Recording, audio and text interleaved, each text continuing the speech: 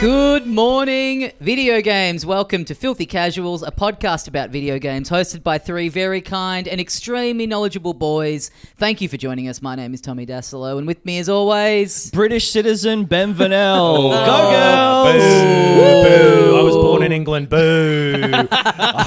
Boo! Adam Knox here. There was, last night the Matildas played against England. They lost, sadly. We were at the same pub, Tommy, to watch it. Yep. I was at a neighbouring pub. Yeah.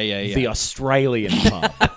Ben and I were sitting next to each other. We were watching the game sort of like Van Halen style, where I was watching one screen and you were watching a screen in another direction. Yeah. So we were sort of sitting there like back to back, like both facing opposite ways. Yes. I'd have thought Charlie's Angels, I guess. I don't know about Van Halen. What's the thing where it's like the two guitar players kind of leaning back against each other soloing? That sounds like a Van Halen thing, maybe. Or oh God, what are they called? Europe?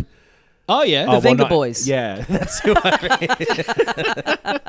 mean. Yes. Upstairs there was a woman who was loudly and proudly proclaiming her dual citizenship of Australia and England. Dirty behaviour. Going for England. Wow. Right. Like, I mean, well, that's the thing about the... And nothing wrong with going for whoever you choose to support. Absolutely. But don't. Yes. But shut the fuck up about it. I mean, well, hey, that's the thing. I mean... Obviously, ancestrally, we are all British. Yes. When you think about it in this country. The three of us here, sure. Yeah. Well, it's Australians. Well, a group of them. We're all... yes. The colonisers. Yeah. Yes. I don't know if I told you this, but a friend of mine was telling me recently she studied in England just after high school, and she was in a class, and the lecturer was like... Yeah, and then then the Australians went over there, and boy, they did some awful stuff to the Indigenous people there. And she's like, "No, that was you. It wasn't the Australians that went over it. Right. It's like, no, that was." That's the British. That was you. The British went and did that. Yeah, you can't wipe your hands of that. They weren't here anymore, so I don't know. The instant they stepped foot on that convict ship, they became Australian. I hired the hitman who then killed them in another place. So I've nothing to do with it. She said there was just like one other Australian person in this class, and they're just looking at each other being like, are we going to say something here? How's that as a rewriting? Those naughty Australians and what they did. And they fucked the British. They done it again. They fucked Australia over. Yeah. As someone who never gets involved in sport until it becomes such a big cultural groundswell that I get swept up in it, you know, I'm the biggest fan in the world now of World Cup soccer. That's the thing that really fucks me off. Happened a year ago too. It did, yeah. And I think I'm bad luck. The thing that fucks me off about sport is how like people who are into it gatekeep it so much. Like they love to be like, oh, you just bandwagon jumping. Especially with soccer, they're always like diving in front of the way of you before you can get in there. On the ground, pretending they're really hurt that you're all of a sudden... When it's like, you think about the equivalent of video games and just all of a sudden people in lockdown being like, I'm going to buy a Switch and play Animal Crossing. I haven't owned a console since the Super Nintendo days. I'm like, great. Yeah. You're jumping on the bandwagon. That's More awesome. friends. You Not found me. a new hobby. I'm always like, no! Stay away! You're not a real gamer. And you address that to one group of people. Name 3 of KK Slider's albums.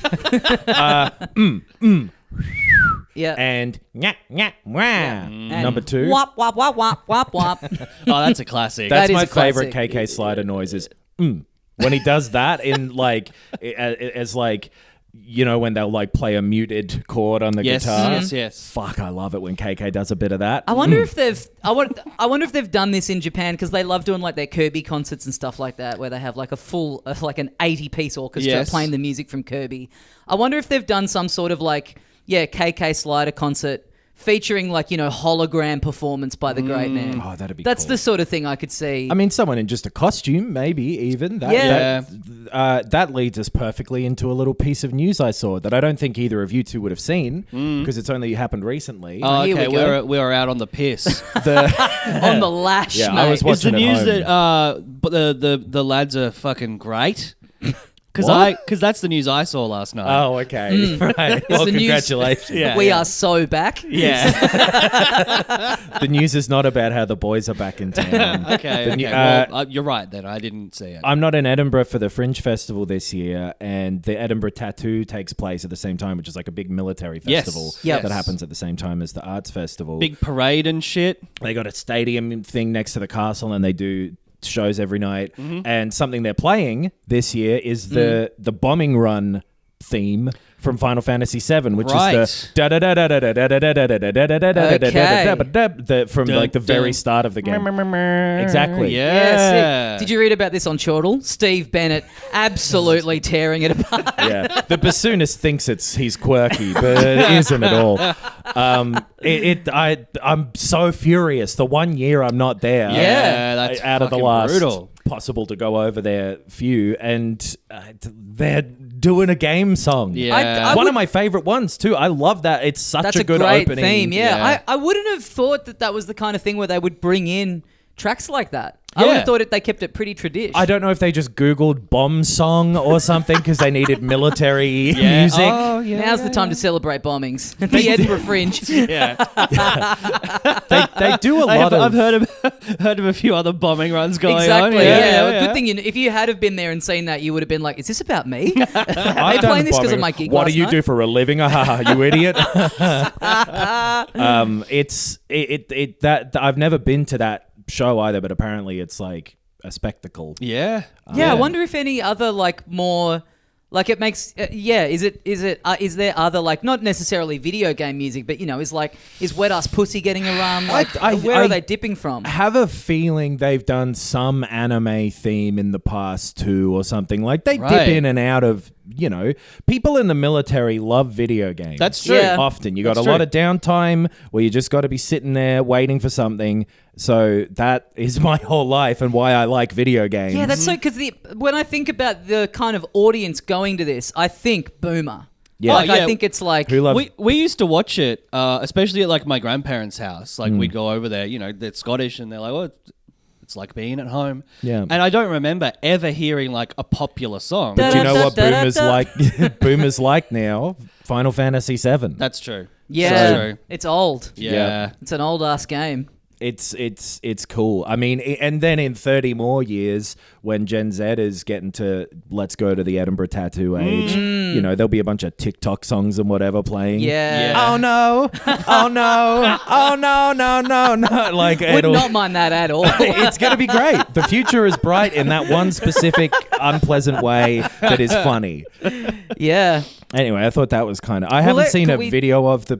I'm sure you can Imagine it? look at it okay. somewhere on the internet. Well, let us Sure. know. We do end up with a lot of listeners in Edinburgh every year. Yes. So we see people shouting out that they've been to see you, Adam, when you've been there. So let us know if you've gone to the Edinburgh military tattoo Yeah. and you've heard any other video game music in there. Let us know what or- they're cranking out. Like you say, other popular songs. Because I remember it just being like military marches and maybe a Loch Lomond and, traditional Scottish I think songs. they've tried to get a lot cooler. It's in so more recent weird years. to be like, let's make this military tattoo cooler. This But, is like, like, that's how you doesn't- yeah. It doesn't need to be cooler. But like people, if you're doing stuff like the way that they used to do recruitment was by going, isn't Scotland amazing? Come join the military. People don't think that about their countries often anymore. Yeah, true. So you go, isn't the theme song from Friends amazing? Well, it's Come also and join it's the kind of like military. the How good would that be if cannons bang bang bang bang? Oh, yeah. It'd be like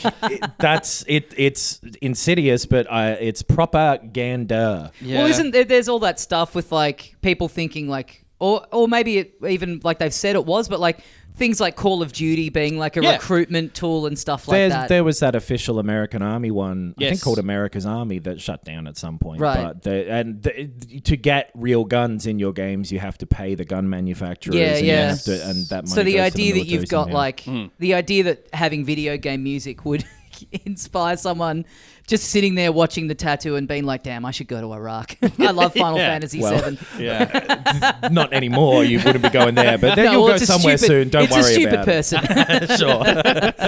That's how little he understands about what's going on. And they're into retro games, so that's why they want to go there. Yeah. To the 90s one, the remake was worse. Other news. What have we got going on? It's a bit of a lean week, but I've dug my way around a few different things. How have you managed to play 50 hours of Baldur's Gate and other games? Because I've played less and I've had no time to do anything else. I found a portal. yeah. And I miss using it. I'm one of those cautionary tales where I'm a Twilight Zone episode where I went in there to play video games, but then all my fingers broke. No, I'm stuck here forever just looking at Let's Plays. Fuck. It's hell. Adam's in the library from Interstellar, just watching himself a few years ago playing Breath of the Wild on the Wii U. Don't do it. Get the Switch. You're going to be referencing it every day. Forever. Just ignore it. Imagine if, you know how Gale, the wizard, comes out of that portal? Yeah. His arm's sticking out? Imagine if he put his dick through it. Oh my God. Okay. So Right? you've had some time. Yeah. I've been cooking in the kitchen. Should we do a Baldur's Gate 3 check-in? Because I've gone in since last week. But we can do first, yeah. No, let's do news first. Yeah, That's the traditional format, Edinburgh tattoo style. Keep it tradish. Well, okay, speaking of the military then. Yes. It's at 3:30 a.m. like tonight, tomorrow morning, our time, so it hasn't happened yet, but they're going to be doing a Modern Warfare 3 reveal thing. Oh, yeah. Yes. They did their like announcement that is coming out. This is the one that like it seems originally started as a DLC thing for Modern Warfare 2, and they were going to skip a year and have shifted gears to actually let's make more money than that and are putting out the full thing as a full game called Modern Warfare 3. Don't know heaps of details about it yet other than almost all of it because it's a Call of Duty game, but like that'll be announced soon. And the Gamescom's happening, and they've said there won't be any like massive reveals, but there'll be, updates on thingies. previously announced games for the most part, I think. God, these people have to be so careful now with their like directs and presentations. Yeah. Of, like, what will and will not be included. Because of people like us. Yeah. Get your hopes down. That's what they're saying. Yeah. Yeah. So yeah, not a people about Modern Warfare 3, they seem off it already. Yeah, right. Partly because it seems like the shift in gears to, and they like updated the like Steam version of Modern Warfare 2 to just be called some sort of blanket Call of Duty term because they're trying to sort of roll it all into the one place. And it but the conspiracy stuff, I guess, or maybe it's true. I'm not sure. I'm not paying that much attention. But like, great approach. A way to, how like apps on the Apple Store as well do this sometimes, where they'll do sort of a reissue or an update, and it'll wipe the slate clean of old negative reviews. Yes, sometimes. Yes. It's stuff like that. So people are yelling loudly about Call of Duty, and it will make over $1 billion. Oh yeah, yeah. Which is the true measure of worth. Literal monetary value is the only thing that truly matters. But yeah, Gamescom stuff, I haven't seen much of anything. I don't think that's started properly yet, right? Next Tuesday, I think. Yeah, it's coming up. All I saw was the don't get too wound up. Yeah. Don't get too pumped. Well, because people with Gamescom and the Tokyo Game Show is later, Yes. and then the Game Awards thing at the end of the year are sort of the big ones where stuff like that can happen. There's a lot of next Monster Hunter game chatter is the most interesting thing that I've seen knocked about. I think literally any event that comes along now, some people are assuming this is where we're getting the Switch 2 announcement. Oh, sure. Because it's like the right. rumors are so solidified. Yeah. And it's like clearly within the next year it will be announced. So any event, you just see people swirling, being like, they'll do it here. They won't do it. I'd be very surprised if they did it alongside anyone else or any sense of They'll drop logic. a tweet at 4 a.m. Yeah. Australian time that just says, Like, tune it's in. out tomorrow. Oh, yeah. The booty caller of video game publishing companies. Yeah. Just a surprise message, and you're like, okay. All right. Okay, I do want to fuck, It actually. was the Okay, last they're one single was again. pretty good. They're out of their 7-year relationship with the Switch and they're ready to fuck. Yep. But yeah, I don't know. There's not like a ton of news this week, really. A lot of the stuff I've been doing is games that have come out. I've seen a lot of articles that, suggest that there's not much news. I sent it to you guys. There was an article on a website that was like, we need to talk about why people aren't playing Hogwarts Legacy anymore. And it's just this like, the person who wrote the article did not like the game. Yes. And then they're like, Steam currently has it as this many people playing. What a huge drop off from it being the highest selling game of the year. And it's like, all the comments are just like, yeah, the game came out 6 months ago and it's a single player game. Yeah. People finished it and they've moved on. Just Yeah. just all the comments Nobody's of people watching going, Suddenly Susan anymore. And that suggests that Susan... Actually, like a surprising amount but I'm still not happy. yeah, it's just all the comments being like, why is this article on this website? And When the I was answer is because there's nothing else to write about. You know the show Suddenly Susan? Brooke There- Shields, right? I- That's the one. Couldn't tell you. Maybe though. Yeah. But I remember there used to be, maybe there still is, a women's clothing store called Suzanne's. Yes. Here. And I I can thought verify goes this. with that. I thought they were the same Susan. Oh, you thought it was a tie-in? For some reason, I thought that the show and The the shop fuck? were like part of the same Susan cinematic universe. That's pretty dope. Is there anything like that where there's like a shop that just exists as like a, the series, there's a show Yeah. about a shop and it just basically exists as an ad for the shop. You know what I mean? Like if there was like if there was a show like set in and about The Lego McDonald's, movie. Yeah, Legoland. There's Lego stores, I guess. Legolands were there before, I guess, because there are a few that are that way around, like Pirates of the Caribbean, Yeah. where that was a ride and then a film. That's yeah. And like the diner from Seinfeld makes a lot of money off of being that shop, I Right. guess. That is different inside. Yeah. But I'm Yeah. saying you launch them side by side. You go, here's our new chain of burger Right. stores. Mr. And- Beast burgers, I guess. Oh, yeah. Which are apparently shit, and there's Yeah. like a lawsuit about And now. Oh, really? Yeah. A lot of lawsuits going on at the Oh moment. man, and like speaking of the slow news thing, there's like a big Baldur's Gate 3, and again, I haven't really engaged with this because just anything I see about it just rings my Bell? ignore this bell. I've got a series of bells in my head. and the sure. Ignore this one. Different is, tones and different. It's so annoying having that ironic bell up there that goes ding ding ding. Ignore this, like cunt. I would. Yeah. And it's right next to the dinner bell, so sometimes you're ringing the wrong one by accident the and two forgetting to pitches have at the- dinner. Yeah. What a nightmare. Yeah, it's a bad setup. I wish I just had thoughts. Like some IGN article that was like poorly, and it's funny to go like it was poorly researched when like I haven't engaged with it, and it's Yeah. not really our thing, but about Baldur's Gate 3 that was talking about how other developers are afraid of it and whatever, but it was actually like just one guy sort of tweeting being like, don't make us hold us up to this thing. But anyway. Well, it was a whole thing being like, this should still, a game like this that has so much freedom and is so, has so much depth and is so big, it's going to continue to be the exception. Don't think that this is Right. the rule from It's now not on, the that every yardstick, RPG yeah. should be like this from now on, because it's just unrealistic. And this is a team that had the benefit, and it's the same with Tears of the Kingdom. They're two teams that got given the benefit of like, take as long as you need, we'll delay it, whereas a lot of teams get put on more of like a definite, like it has to come out in this window. And people are buying it for 3 years before you release it. Yeah. And Yeah, they're yeah, play yeah. testing it for you and whatever. And then when you release it, the first part that they all got to play will be more polished than the rest of the game. Yeah. Which is like, there's a bunch of bullshit going on around that or whatever. But so I've played more of that now, and I'm just wrapping up the second act, which it doesn't delineate where Act 1 finishes and what Act 2 is. And You then- get it on Steam. You played it on Steam, right? Yeah, I don't have like the achievement notifications on though. That's if I got one. because of how Okay. much people are talking about them, I assumed it would go like Act 2. on yeah, the so screen. did Right. I. I was like, Doesn't how do do that. people know? No, But yeah, it just does that, and it's like it's actually the second time you change areas, not Yeah. the first. So, yeah. There goes like area, 2 areas you could split off to Yep. another area as the second act. And anyway, Yes. I've finished the second one now, and it has gotten noticeably less polished. Yeah, right. As stuff has been going on, like I've been getting more bugs of like, wait, that character is talking about something that hasn't happened. Okay. And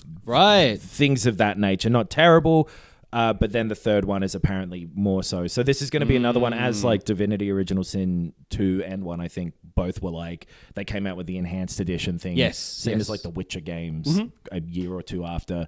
So I think it's a bit of that situation. So if you have not gone in yet, you're okay to wait. Yeah. The second and third parts are kind of still in early access in some way. Yeah, Which right, may be right. an unfair way to put it, but it is that sort of thing where apparently, the third act, which I've only just gotten up to, becomes even more... a little clunky. Well, we were talking last night, Ben, about an article that I read on Forbes about how, and I didn't realize this until the article, that it's Microsoft have a condition where they've said that between the Series X and Series S, they'll both have feature parity. So developers aren't allowed to bring something out that is missing a feature for the Series S version.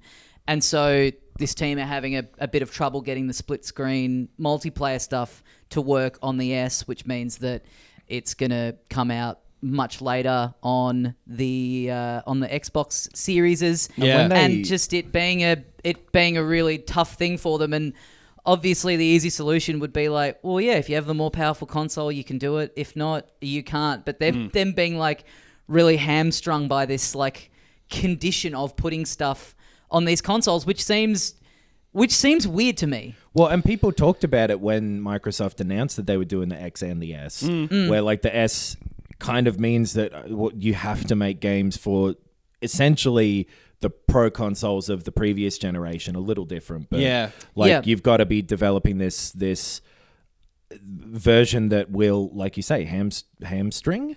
Mm-hmm. Yeah. That sounds wrong saying it that way. I always hear it as hamstrung in the past. But if you are currently hamstringing someone... You can do a hamstring shot in Baldur's Gate 3. You can. On the PC and the PS5 soon. I do a fair bit of lacerating myself. Yeah, same. Don't be so hard on yourself. It's annoying. Because it just basically assumes that you're developing stuff for the last gen. Yeah. And multiple people have complained about it with different games already. Like, it seems like a weird thing to do because, again, I know I'm referencing this every week at the moment, but I'm a very slow reader. I'm reading Console Wars, the book about Sega and Nintendo in the 90s, and Nintendo's approach at the time, post-video game crash, was really like, you have to buy the cartridges from us at this expense. We take this amount of their licensing stuff was like so strict. Yeah. And developers started to hate it, and that's what made it relatively easy for Sega to come along and be like, hey, we'll give you a bit more freedom if you come and work with us. Because people were so off Nintendo's kind of like bullying approach to things. And that kind of bit them in the ass a little bit, and it's kind of weird to see. Could say it hamstrung them. It hamstrung them. God, that feels good. Getting hamstring and Nintendo's approach to it now is like, oh, you've made a clock? Charge $50 for it on the eShop. We don't give a fuck. But it is weird to kind of do this thing where you're doing sort of the same thing, that there's like a historical like this didn't pan, and you know like the name, the Baldur's Gate 3 it's Larian. Larian, yeah. Like they kind of hold all the cards here. Like you would worry if you were Microsoft. Like you need games on your console at the moment. Like they could. I kind of think that Xbox needs Baldur's Gate 3 more than Baldur's Gate 3 needs the Xbox at the moment. I guess because it's such a high-rated game. It's like it would be such a bad look if they just went, hey, well we can't be fucked doing this, so we're just not going to put it out on the Xbox. And this won't happen less. It's only going to happen more and more. Like, games are only just now starting to not be developed for the PS4 and Xbox One as well. Well, because so it it also hasn't been that much of a problem yet because there were already those versions in development, which translated to the S well. But now that it is getting to the point where that people are just doing this generation of games, there's this fucked up one in the corner that made sense when they put them out initially because it was a cheaper one and it was more available and it's the one you can easily get and whatever. Now it's making me think like, well, what's Starfield going to be like? It's not going to be actually fully next. Well, because that's the annoying thing is like Microsoft doing that, like, you know, betting on that roll of the dice, it assumes that the only thing that's going to be happening in this current gen is visual. So so for example, if there was going to be a possibility that like that Ratchet and Clank game would have been on the Xbox, it's like a big part of that was the SSD and the smooth loading times in between areas where you could just go into a little dimension and it was instantaneous. That felt so next gen, and that was a true kind of leap that wasn't just about visuals. But Microsoft's idea of it seems to be that it'll just be Oh yeah, some things look a little shinier Well, and a now little that more textured. that Ratchet and Clank game has come out on PC now, and it does work on just a hard drive. Yeah, too. sure. It's like not as well, but so I did always find that one for some reason to be like, I think they're bullshitting us about how much this is impossible, and it turns out like, oh, it still works. Yeah, right. And not as quickly. So it is like better with an SSD, and it's designed for that. But so I think that's Microsoft's thing, is that with Xbox games, they all come out on the PC as well. Yeah. So they think, well, if you're making it for the PC, you have to optimize it for a bunch of different configurations anyway. Yeah. So the S is just a lower end PC, so we'll be fine. But over time, it becomes lower and lower and lower and lower end. Yes. So and the expectations or the like benchmark for the worst PC you have to optimize it for gets better and better. But And you've there's just now no- got a situation where, one of the biggest games of the year is probably not going to come out this year on it because of those limitations. And it's that where like a feature on a PC game can not work, and it's you've got a bad PC. That's shit for you. Yeah. But it's the fact that they need all of it to be as functional on there is a shame. Like it's it's annoying for And for people. Larian, you think like you're now having to devote so much manpower to just getting this feature to like crowbarring this feature in to try and get it to work when like, they've got this huge game where they're still finding out about little bugs and things. They just put up a hotfix thing that they then had to take back down because it was fucking up people's saves and corrupting them, and they were like, sorry, so if you saved with this hotfix, that might be broken, and also you can't keep playing it until we re-release this. Like it's gonna be a bit of a mess for a long time still. Sorry guys, in a lot of ways. the game blew up your computer, but if you want to be able to play it split screen on an Xbox Series S in 18 months time, this is just the sacrifice you're gonna have to make, okay? All that being said, and the game gets buggier and buggier, and I think it's fair for people to point that out when they review it. It's still a fucking good game, and I'm really enjoying it. Yes. Still. I've gone in. What do you think? It hasn't clicked straight away. It's weirdly, I haven't played a ton of it. I think I've played maybe 3 hours or something like that, and So you're halfway through if you're going at Ben speed. I'm enjoying it. It hasn't fully hooked me in, but I am finding myself kind of thinking about it more and more when I'm sort of away from it, which I guess is a good sign. I think the beginning portion of that game is its weakest, section too, because it throws you in so strangely that it doesn't really kind of develop in a way. It once it's already past that development stage in terms of narrative and stuff. By development, I mean. Then you're in, but that first bit is a strange, jarring intro. It is weird. I kind of like the setup and everything of the story. I think that's cool, and I'm enjoying the just kind of knowing that the conversational stuff has effects down the line, and you fuck up a bit and it doesn't go how you want, but that's fine. That's kind of the point of it. The combat for the moment, I could sort of give or take. I think is my biggest sort of hang up with it for the moment, where any of those bits that I've been in so far, I just am finding myself I kind of would just rather be playing Fire Emblem or Mario Rabbids, because I like those mechanics and systems a little bit more. That's just for now though, I'm sure, because it also it doesn't really it assumes that you know a lot about what it is, and that because that's the other thing. It doesn't explain Dungeons and Dragons to you. I don't have an attachment to that. I don't have an attachment to this style of old, PC RPG. Right. So I am coming in completely blind, completely as a newbie, and this is the sort of game where I probably would have really appreciated a very long, dragged out Pikmin 4 style tutorial that probably teaches me, more than it needs to, because it sort of just goes, here's combat. Just you move and then you can choose what to do, and it's but what are all these things? And if you hover over them, it has descriptions of all of them, but it takes some time to read all of that and then place in your head how each of them relate to each other, and there's a lot to learn, and you don't know what's down the track too. It doesn't teach you because Mario and Rabbids is a good example where it's it teaches you, it suggests if you do this attack and combine it with this person's ability, you'll get this, bonus sort of thing. It suggests strategy essentially. Whereas this, it's like, click this to attack, click this to do a different attack, and move. And it's like, well, I can do that, but am I doing it right? Yeah. What's the best way to I approach think it? that's it. I'm like, I'm enjoying it, but I really feel like I am not doing a lot of it properly. Right. Or I'm doing like literally 10% of the game that exists and just being like,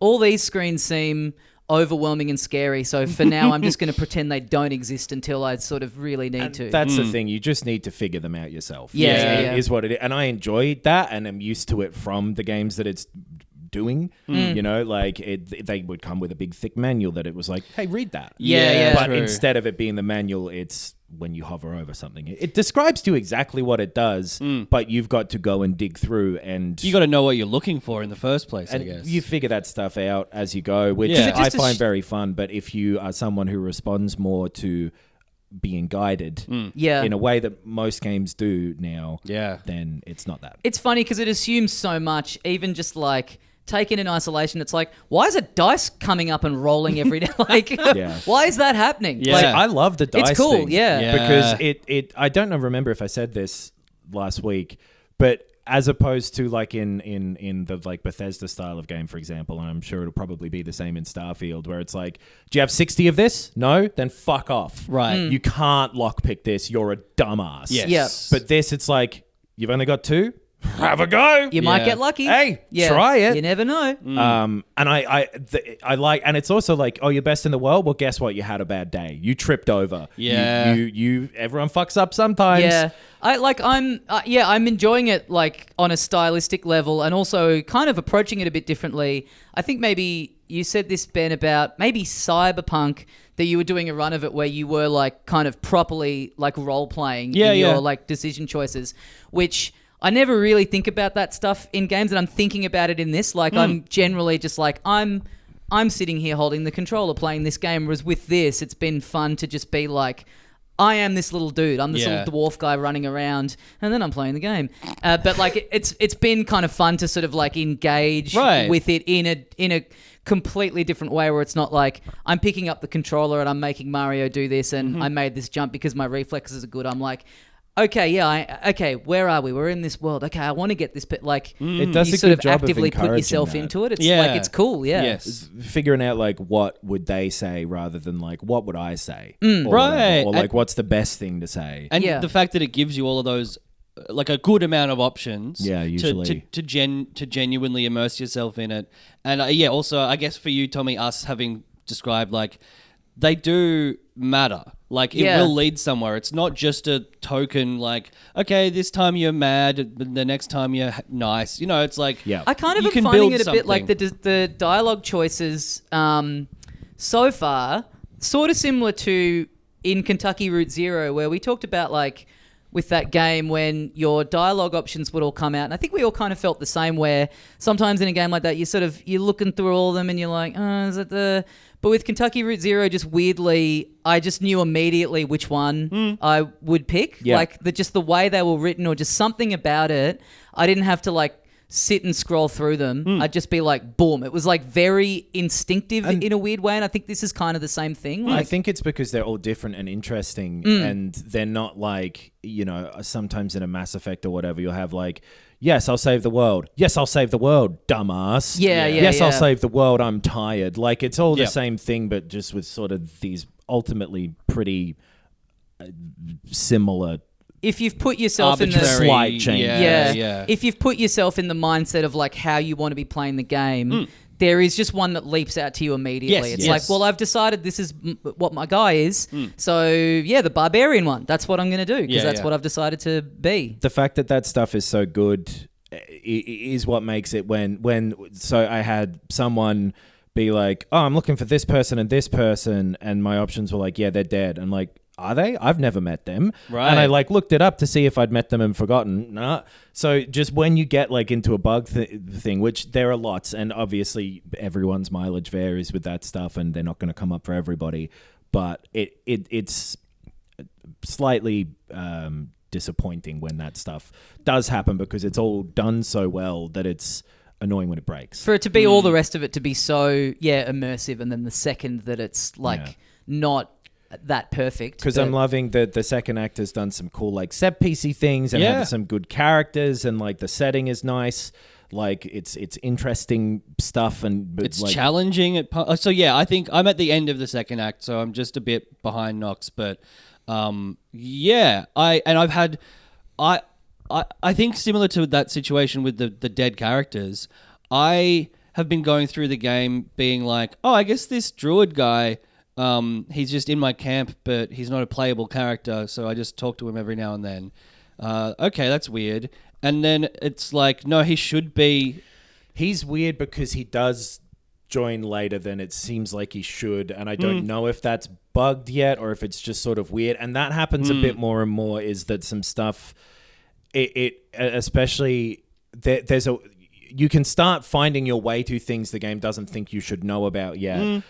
Or vice versa, where a character will say something of like in this place, and you're like, in fucking where? Yeah, right. I beg your pardon. Excuse me. And it's sort of, it apparently, if you go sort of where the game tells you to go first, is the better way. It does end up having a bit more of a necessary direction to it as you go further in, which I think is what I've been doing. I've been my character, I know what he will choose, and I know how he'll respond to stuff, and I'm just doing that, and I'm, I guess, following just what the main quest is telling me to do. Yeah. And that's been the only real bug, because I think I got to a point where a couple of quests were like, well, these are no longer relevant. But I was like, but I was trying to do them, and the game was telling me I could. It was like I was not given access to do them, and then the game shut them off. I was like, oh, okay, those must have been bugged. And you can, if you walk off and go to other places, those things become relevant. Right. So you're meant to explore, but also meant to explore in a certain way. Sometimes it seems like, which is a little, I believe I'm using this word correctly, antithetical to what they're doing with the rest of the game. Hamstrung. It's kind of almost when it's working, it's really cool, and the times when it's not working aren't bothering me in the way that they might in a different game, where I'm like, that's okay. This is crazy, so it makes sense that part was like this. The scope is so big. It's exactly. It's crazy that any of this works. The story is in a game like this still being a little buggy when it comes out.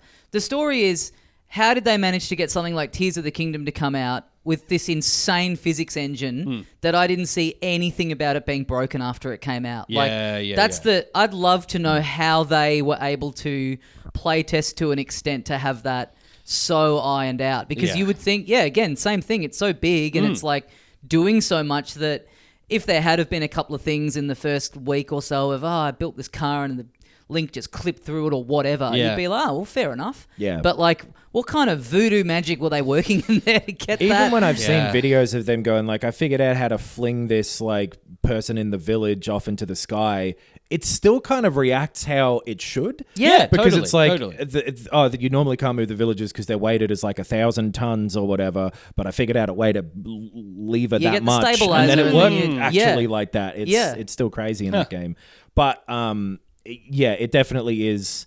The seams are showing on an enormous structure that is an incredible feat of architecture. One of the most dense and complex systems in terms of a story-driven thing that's probably ever been developed. And when they're having to develop it for, as we're saying, multiple different and it's out a month earlier than it was meant to be. And I do feel confident, which is maybe giving someone too much rope if they put out a full price thing and go, this is released now. But the fact that they've patched up their other games in the past, and the fact that I want to play this again one day is having an effect on me. And I will say as well, as much, and when two things, when something breaks, but then the person you're seeing talk about characters who don't exist is written really well, you're still cool. Yeah. But then also, one thing I am finding that I would change is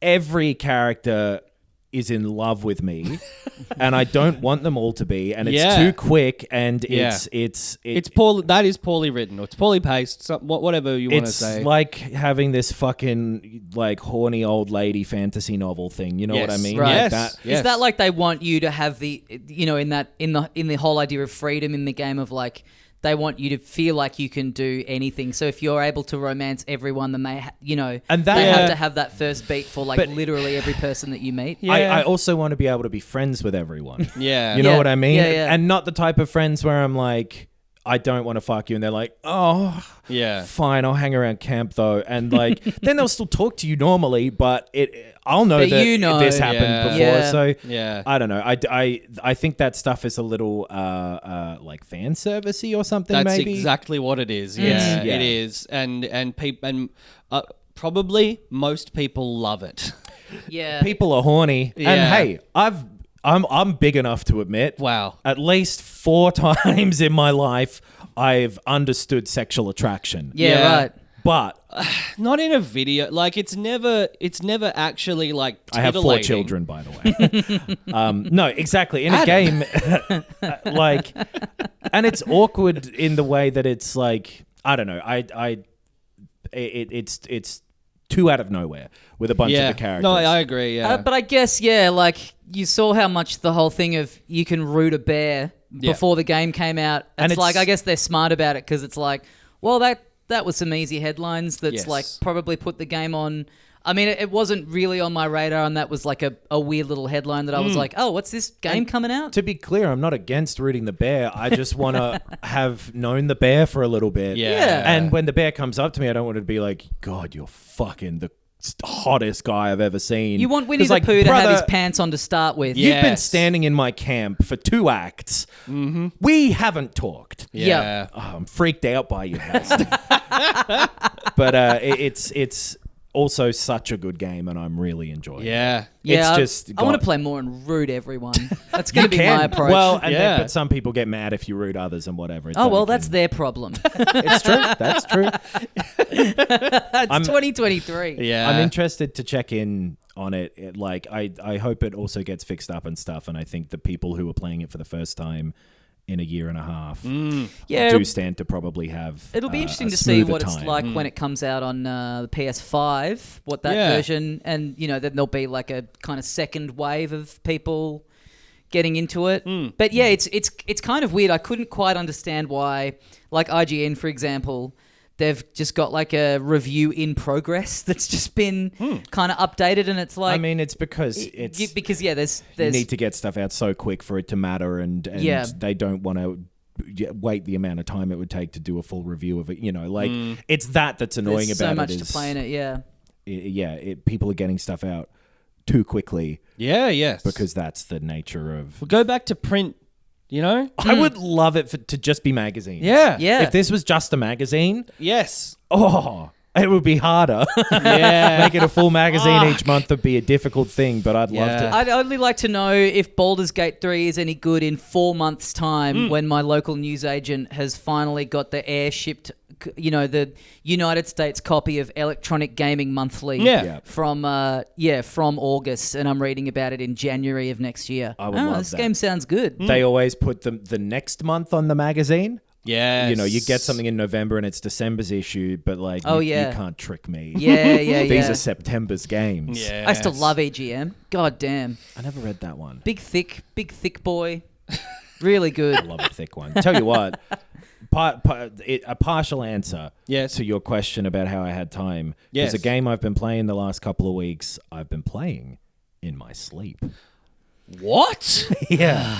Did you hear I did like a Jeremy Clarkson voice just then? And it fucking made me feel really bad. That was a complete mistake. I've been playing Pokemon Sleep. Okay. I don't know if playing is the right word at all. I have been utilizing the app. Yeah, you've been Engaging with. experiencing it. I guess so. It is a sleep tracker app that has little Pokemon in it who you turn it on when you go to sleep, and it will measure how you slept. Okay. I don't quite understand how sleep trackers work. I think that it is the gyro and whatever in the phone measuring your movement. Yeah. And from the amount of movement you're doing, it determines whether you are sleeping deeply or not. Yeah, and the microphone. It hears your breathing as well. It can do that, Yeah. but I think that the sound is different because it's on a different tab and you don't need to have it. Okay. Without microphone, like it does record sound, and I'm making some. Yep. You know, That freaked me out about, I haven't used it for ages, but the one that's like built into the iPhone. Right. And when you get up in the morning and the app's like, you were snoring last night. You want to have a listen? Yeah. And it's got like 8 little like terrifying 10-second This'll do recordings. 10 of It's them. like, and you know, a lot of things weird about it. And just the reminder of like, oh yeah, the phone has the ability to just always be listening if it wants to. Not even the ability, the distinct obligation. Yeah, the from default, the yes. government. Yes. Yeah. But so Pokemon Sleep is a sleep tracker app that is dressed up with a bunch of Pokemon bullshit. That is honestly a bit much. Like Okay. the amount of things it will run you through every morning of like, here's all the Pokemon who showed up. And Right. So you get, it's not all of the Pokemon that exist, but there's a bunch of Pokemon. While you sleep, they maybe visit you. You've got like a Snorlax who you're with for the week. It changes every week. Okay. But it looks the same. It's your little nap buddy. You've also It's got like when Joey and Ross start having naps together, I as guess heard so. in the famous track from the Edinburgh military tattoo. because you've also got another Pokemon. The Snorlax is like you're feeding it during the week too. You're getting more score depending on how much you sleep and how well Okay. you sleep. And then that score is like getting you berries and stuff and cookies that you can feed to Pokemon to make them your friends. And then This they sounds can like be a baby your sleep monitor. buddy. It really is. And then you're trying to collect all the different poses that all the different Pokemon can sleep in. I think the poses are related to the amount of or like the type of sleep you're having. So it's kind of encouraging you to nap as well. You're right. So that you're Okay. not having like, because all of my sleep is slumbering sleep. Okay. Because I'm Right. sleeping Yes. during the night. Yeah, that as makes sense. deeply as I can. Yeah, Yeah, that's yeah. the goal. You're going for it. Some of that REM, baby. Yeah. I don't Yes. think I have problems with sleep, and the app isn't like chastising me. Or really, it tells you like, oh, you're getting more or less sleep, and your score will be like, that's not enough or whatever. Right. But it's not in any way. Neither should it necessarily like medically telling you information or anything. It's not Now- really a. Am I correct that you use a CPAP, right? I do. I'm meant to. Right. I sometimes. Do you? Is fall that a asleep thing that you before put I into remember. the game? No, Does it ask doesn't you have any of that anything kind of about- stuff? And I wish it did, like have a wheezing there, Yeah. or something. Just like, Yeah, I'm yeah. your buddy for this, or Yeah. something. It does. It sounds like it operates a really like in a weird gray zone where it's like Yeah, because there are other apps that are functionally the same that are like, hey, we got to tell you, like, we're not this isn't medical, but this can support, like a diagnosis, or it can work with your doctor, or Yeah. it's like, hey, you're rolling around a lot. So to get Yeah. that thing, I used another one that gave you a sleep score. And when I told the sleep doctor guy my sleep score, it was like, that's the highest I've ever seen. Wow. Sleep score is bad. Yeah. By the Oh, way. okay, Snore right. score, sorry. I should Snore- say. okay, right, Snore right, right. score. And I was like, as a joke, like, You go in, you're like- hooray. And he was like, no. No. You go in, Anyway. you're like, I got 8 Pikachus last night. Is that any good? it's like you're about to die. So, But yes, like dressing it up as like a fun gamey thing is What like is it? and Yeah, it is what is for it meant to be kids. for? Is it meant to be a game, or is it meant it's to... just for gamifying regularity of sleep. Right. That's Okay. all it's trying to do. Yeah. So it has those warnings and stuff, I believe. Yeah, of, okay. like, this is nothing. But Right. it's not trying to be anything. It's just trying to Right. encourage you to sleep a certain amount and regular times. You can have it be like, Pikachu's getting ready for bed. It gives me a little notification every night saying Right. that. Right. I'm I like, used thank the, God there's never anyone here. While I was in Vietnam, I was using the Digimon currency converter a fair bit. Cool. No, I'm just saying, why don't we gamify every Oh, I thought that was utility app? real. Every utility app on the iPhone Yeah. should have some sort of like cartoon tie-in equivalent. Because that's the thing. It's not working for me because I'm actually finding it a bit annoying because every morning it takes too long to get your summary of everything that happened. And there's this fucking doctor or professor, one of the professors, the oaks and the elms and whatever. He shows up and he's like, you slept again, did ya? And I'm like, shut up, man. It's the first thing in the morning. Yeah. And it's all a bit irritating, honestly, to me. But other people are saying, like, this is actually encouraging me to sleep regularly in a way that I don't normally, because I think any form of sort of giving you a checklist and stuff like that can be encouraging. Little to reminder, people. yeah. These It's just not Pokemon really pricks. working. First, they're trying to get us to spend our whole day walking around. Now they're trying to get us to have naps.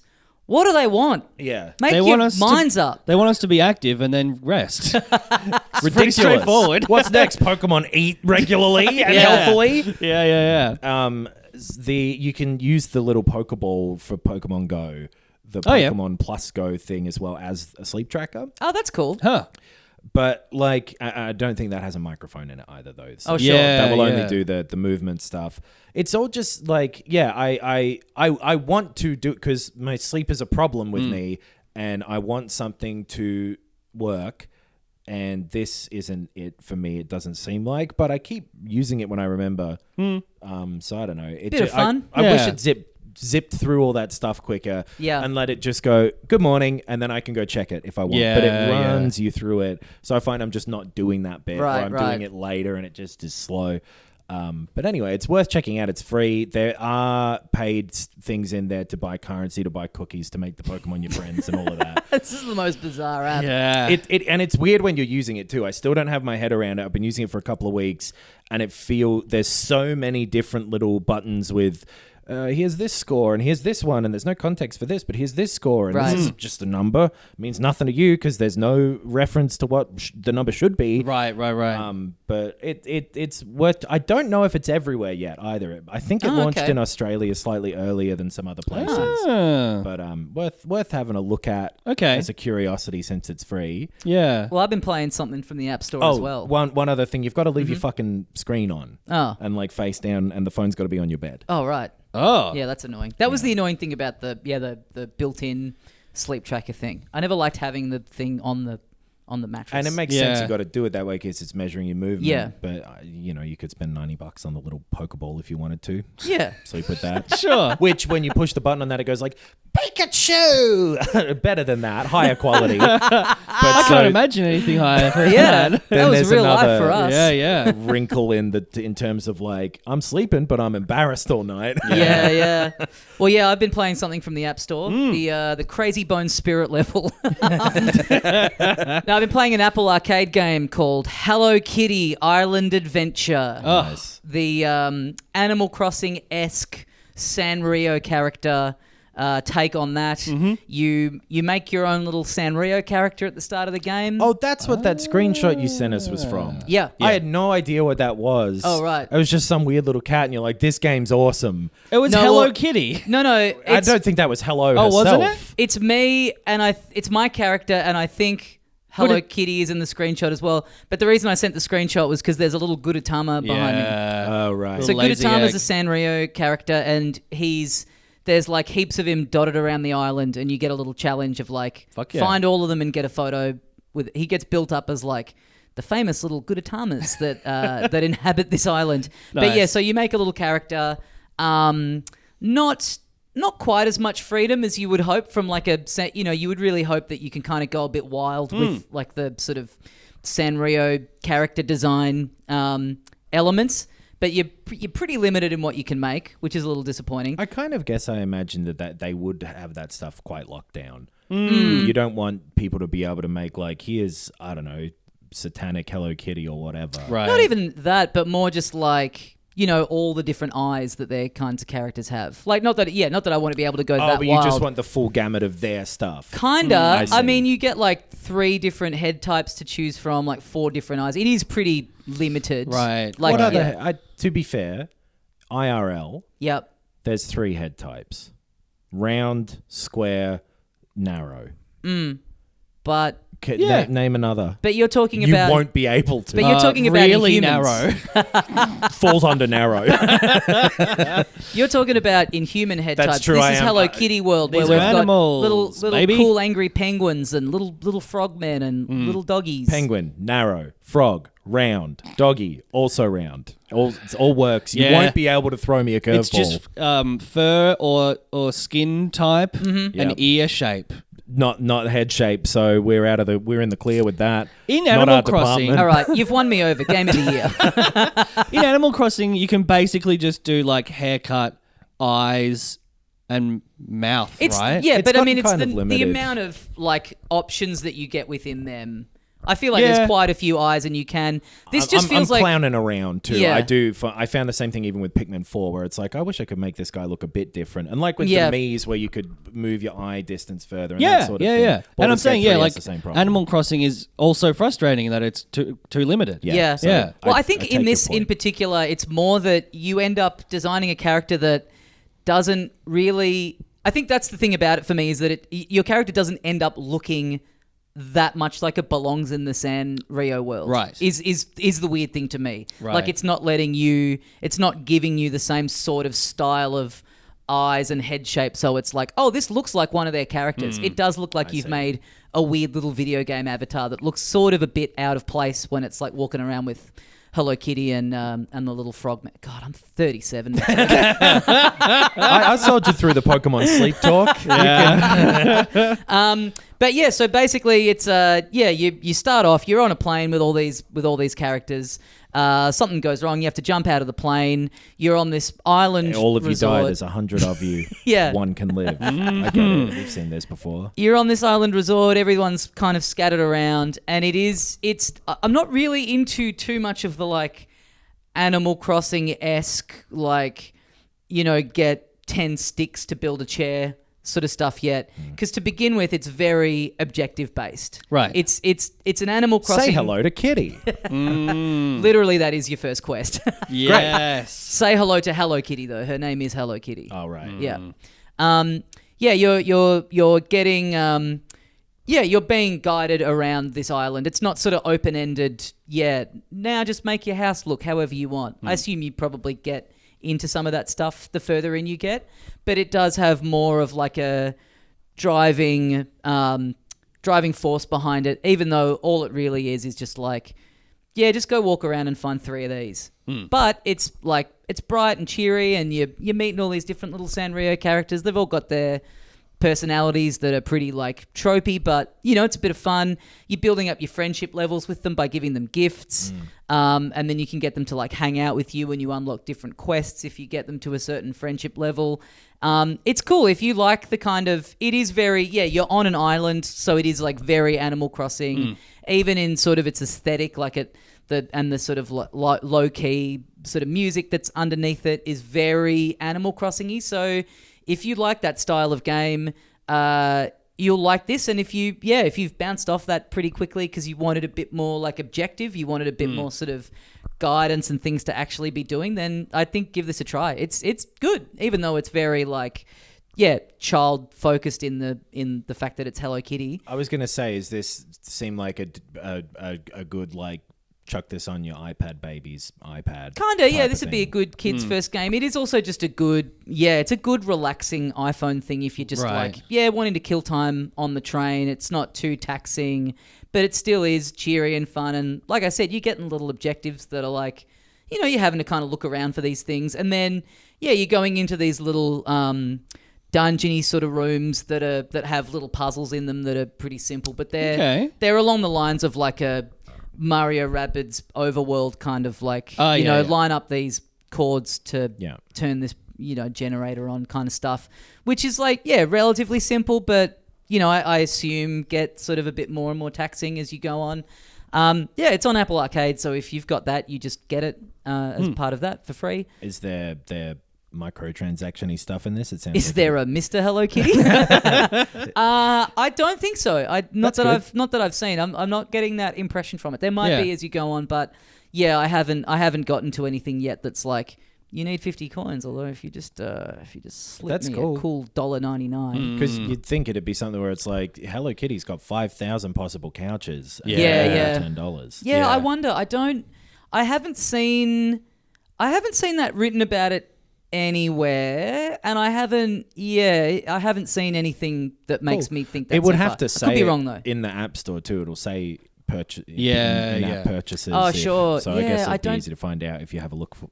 I mean, I just got it on the the Apple Arcade page. I didn't mean to Maybe I don't want to give people a bum steer here, but but yeah, a bit of fun, good little very low key time killer, like a good one to just kind of have on the phone for when you feel like, nothing too taxing. If you feel like having a quick look at something that's not too taxing, but you're an adult, you could... Very rich of you, Mr. Snorlax. I said I wasn't liking Pokemon Sleep, so I'm a grown-up. I only peed my pants 3 times, and Charmander was very nice about it. There's a cool thing that, Lucas Pope, who... Imagine having a Bulbasaur rock up in the morning and being like, I got bad news. You had a wet dream. Hide the sheets from Mum. You're going to get in trouble. Who is it about? Because I know we've got the app data, and a lot of people are having it about that Gardevoir one. That's the one everyone draws. Cut to the chase, Mr. Mime. Just give it to me straight. What's this sticky Using his stuff hands on the up sheets? and down. He can't tell you it's Mr. Mime. He's probably the worst guy. This is Him infuriating. just like putting his tongue in his cheek. It's like that happened. He's pointing at Ditto, like sort of like that, like. The guy who did the Witness and Papers, Please. I believe that's the same person. And I also think I saw some stuff around like maybe he's a bit weird on Twitter or something. So I don't know much about it. But it's the 10-year anniversary of... I think that's 2 different... Isn't Lucas Pope the Return of the Obra Dinn guy? You're right. I am getting the Witness and Return of the Obra Dinn. So I am sorry about that. Lucas Pope, who did Papers, Please and Return of the Obra Dinn. I'm fairly sure. Yes. Let's double check that. And Jonathan Blow is the other guy who did The Witness and Braid. Yes. I've gotten 2 people mixed up.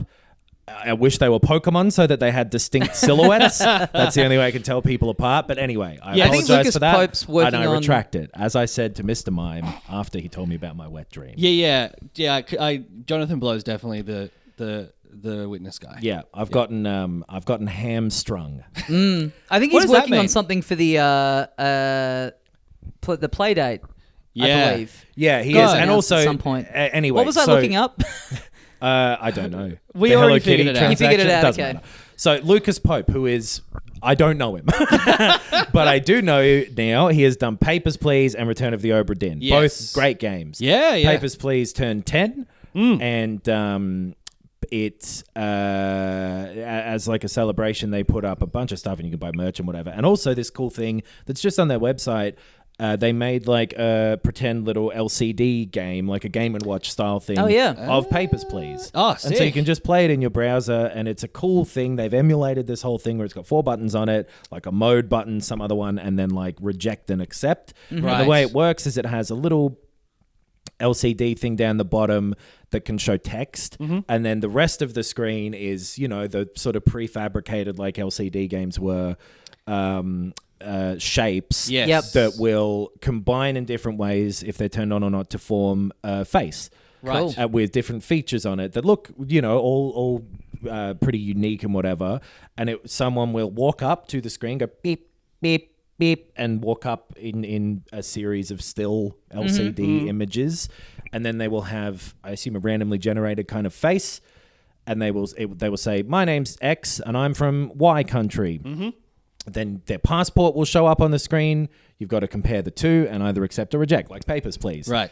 And it's fucking cool. What Yeah. a funny little thing to That do. sounds For, sick. Neat little way to celebrate the anniversary of a game. I play. It's only like you'll play for 5 minutes and be like, okay, Yeah, cool. yeah. But it's such a cool little thing, and one of the sort of things where if they made a real version of that, I'd be a real risk to buy that one. It'd be cool. They could probably even put it on the play date. Yeah, maybe. Yeah. I could see him, given that he's developing something for it, I could see him just chucking it on that. Because they put out an update for it where it's now got like a built-in store on it. Right. You could sideload stuff to it pretty easily, but you had to like link it to your computer. Yeah. And now there's just a thing on the Playdate that you can go onto and get these games direct to it, and then they'll recommend stuff. So Right. I could see him chucking it on there. That'd be like that. That screen is sort of basically what that is, a bit more high tech, but Yeah. It looks really cool. Like they've, made it look like a photo of an old Game & Watch, and it's got like sort of a messy screen, and then there's a page below it of like a photocopied like instruction pamphlet sick. thing. It's a nice little thing. It's I just do on their love the website. thing of like, instead of, generally a lot of times, this game's been out for 10 years and now we're doing a little, slight remaster of it for current gen or whatever. I like the thing of the demake, like like those Game & Watch things they did of Mario Brothers and the Legend of Zelda for their anniversaries. Like, here's just the original scaled down. Yeah. It's like, take GTA 5 for its 10-year anniversary and make a SNES version of it. Yeah. So that's a cool little thing. And in the opposite direction, the thing I played a bunch of this week, they bloody remastered Quake 2. Bitch. Oh, yes. It's back. Kaboom. Bang, bang. Anyway, it's cool. It's the same as the Quake 1 was a couple years ago, where it is a free update if you already own Quake 2 on Steam. Oh, cool. And it's also on Game Pass and stuff, or it's like $10. Like, they haven't increased the price of Quake 2, I don't believe. Right. It's like a full, very well done remaster by Night Dive, who did like System Shock just recently too. They did the first Quake one. They've done a bunch of others. And I heard they're a problem on Twitter. No, I need to get my people right. Lucas Pope probably fought. By the way, I retract. The whole thing is so well done.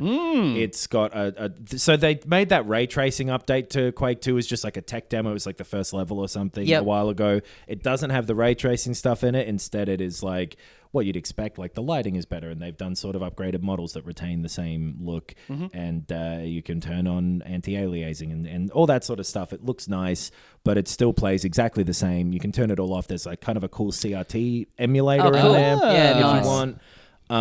They've included the main game and then the expansions, and Quake 1 later got an update where there were even more like mods and stuff put in as an option. Yeah, I've never played either of these back in the day. Maybe Quake 64 is in it. in.